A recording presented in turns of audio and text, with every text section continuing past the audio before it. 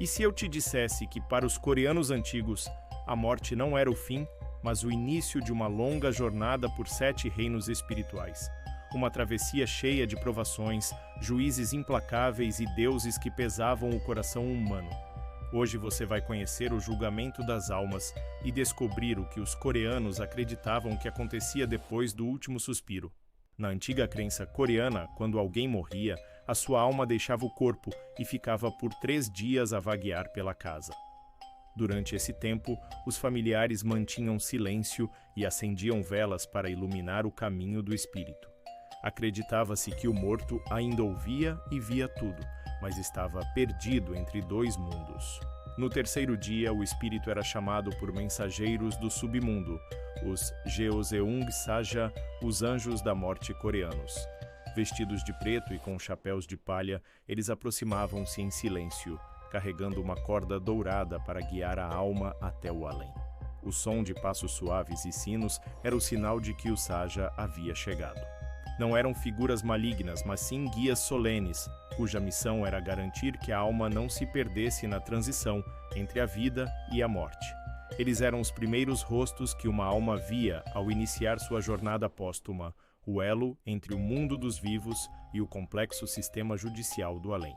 Guiada pelos mensageiros, a alma atravessava um vasto rio chamado Samdokyeongang, o Rio das 3 Travessias. As suas águas refletiam todas as ações da vida da pessoa. Quanto mais puras as intenções, mais calmas as ondas. Mas aqueles que viveram com ódio, mentira e crueldade viam o rio transformar-se num tormento sem fim, com correntes violentas e criaturas sombrias a tentar puxá-los para o fundo. Na margem, antes da travessia, o espírito encontrava Barigonju, a deusa das almas. Uma princesa que, em vida, desceu ao submundo para salvar os seus pais. Ela oferecia uma flor e uma tigela de água sagrada para confortar o espírito antes do julgamento. Este encontro não era um mero acaso. Barigonju representava a compaixão divina, a última chance de purificação antes de encarar os juízes. Era um momento de reflexão, onde a alma, banhada pela água sagrada, recordava a sua humanidade e se preparava para o veredito iminente. Após cruzar o rio, o espírito chegava ao palácio do deus Yeomra, o grande juiz do submundo. O seu trono era feito de obsidiana, e atrás dele erguia-se o espelho da verdade, que mostrava todos os atos da vida do morto, até os mais ocultos. Nenhum pensamento, nenhuma intenção secreta escapava à sua superfície refletora. Yeomra não era cruel, mas sim imparcial. A alma era julgada diante de 10 reis, cada um responsável por um aspecto da vida. O primeiro julgava a honestidade, o segundo, a bondade com os outros, o terceiro, a lealdade à família e aos amigos, o quarto, o respeito aos pais e aos mais velhos, e assim por diante, até o 10º que julgava o uso do poder e da palavra. Cada rei pesava as ações e omissões, as palavras ditas e as silenciadas. As almas puras, cujas vidas foram marcadas pela virtude, seguiam para o paraíso celestial, onde poderiam reencarnar numa vida melhor ou descansar em paz. Mas as que falhavam nos julgamentos enfrentavam o destino do submundo. Para os condenados, o caminho continuava através de 7 portões, cada um guardado por espíritos e demônios que purificavam as falhas da alma. Esses portões não eram apenas punição, eram um processo de reeducação espiritual, uma dolorosa, mas necessária, jornada de autoconhecimento. O primeiro portão era de fogo, onde o orgulho e a arrogância eram queimados até virarem cinzas. O segundo, de vento gelado, onde aqueles que mentiram e enganaram sentiam o frio cortante do vazio que criaram.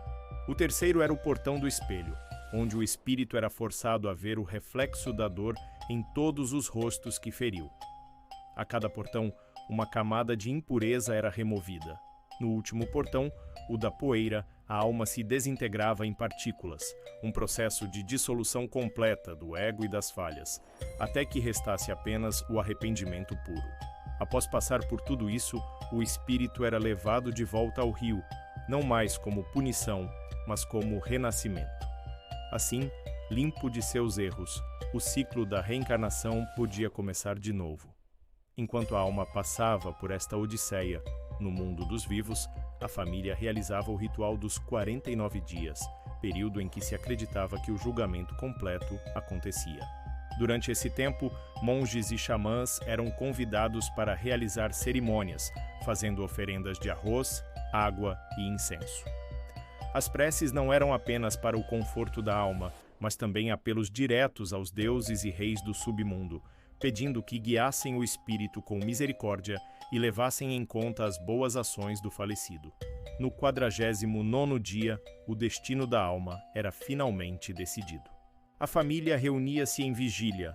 Se a chama da vela acesa para o espírito permanecesse firme e brilhante, era um sinal de que a alma havia encontrado paz e um bom destino. Mas se o fogo tremesse violentamente ou se apagasse sozinho, era um mau presságio, um sinal de que o espírito ainda vagava, talvez perdido, ou enfrentando um julgamento severo, preso entre mundos. Para os coreanos antigos, a morte era uma travessia, um espelho da vida que cada um constrói em silêncio. E o julgamento das almas não era sobre castigo, mas sobre aprendizado e equilíbrio, porque no fim, todos voltam ao mesmo rio, e o que determina o caminho não é o medo da morte, mas o peso do coração. Gostou de conhecer esta jornada espiritual? Se inscreva no canal para descobrir mais histórias ocultas sobre a vida, a morte e o que há para além do véu. Obrigado por assistir e até a próxima.